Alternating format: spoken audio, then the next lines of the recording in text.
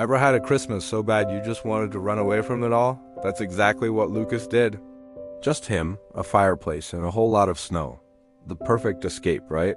Well, not exactly.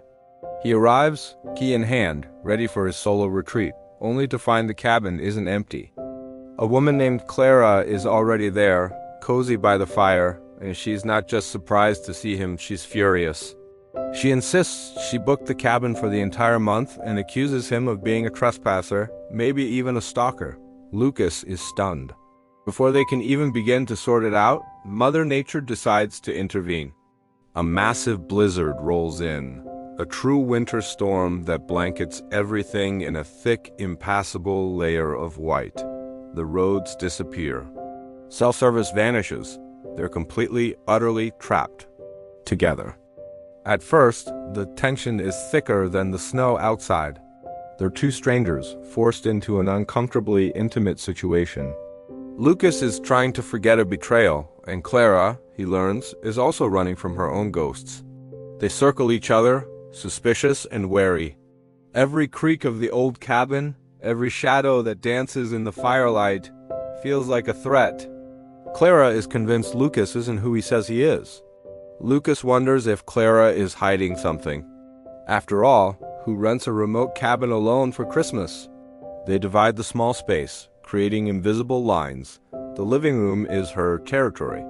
The loft is his. They share meals in stiff silence. But you can only stay strangers for so long when you're the only two people for miles. Slowly, through necessity and sheer boredom, they start to talk. Lucas shares the story of his brutal breakup, the fiancée who left him just weeks before Jejic's wedding. Clara, in turn, opens up about the career setback that made her question everything about her life.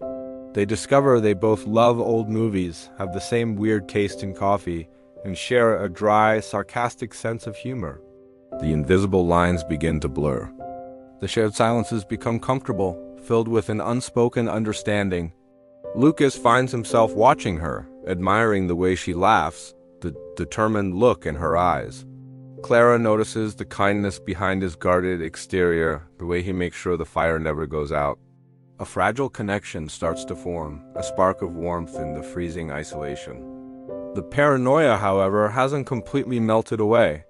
Little things feel off, a book moved from its place. A floorboard that creaks upstairs when they're both downstairs. One night, Lucas finds a hidden locked box in a closet. Clara claims she's never seen it before. Is she telling the truth? Or is this part of some elaborate game?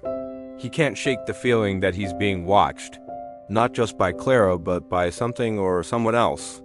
The paranoia peaks when the power goes out. Plunged into darkness, with only the fireplace for light and warmth, their fears run wild. Every sound from the wind howling outside sounds like footsteps. Every shadow looks like a figure. They huddle together, not just for warmth, but for a sense of safety.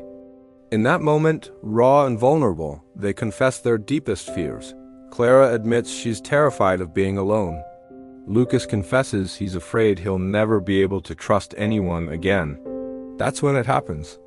The attraction that's been simmering beneath the surface finally boils over. In the flickering firelight surrounded by the storm, they kiss. It's a kiss born of desperation, of shared loneliness, and of a genuine, burgeoning affection. It feels like a new beginning, a promise of something real. The cabin, once their prison, starts to feel like a sanctuary, a magical bubble where the outside world and their past can't touch them.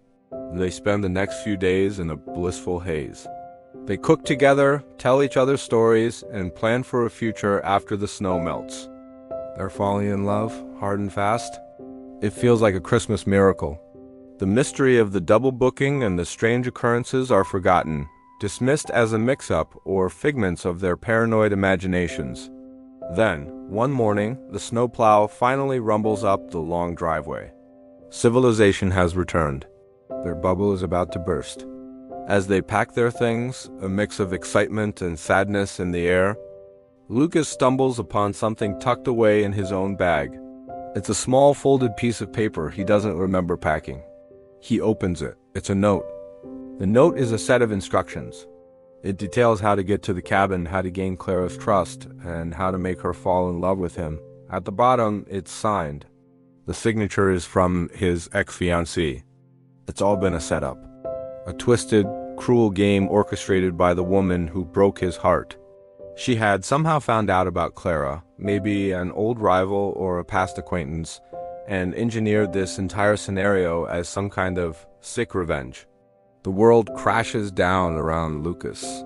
Every shared laugh, every intimate confession, every single moment he thought was real, was it all a lie? He looks at Clara, who's smiling, blissfully unaware, excited for their new life together. Was she in on it? Was this whole thing a performance? The paranoia comes roaring back, 10 times stronger. He's trapped again, but this time, it's not by the snow. It's by the terrifying question, was any of it real? He's standing at a crossroads. Confront her and risk destroying the one good thing to come out of his heartbreak?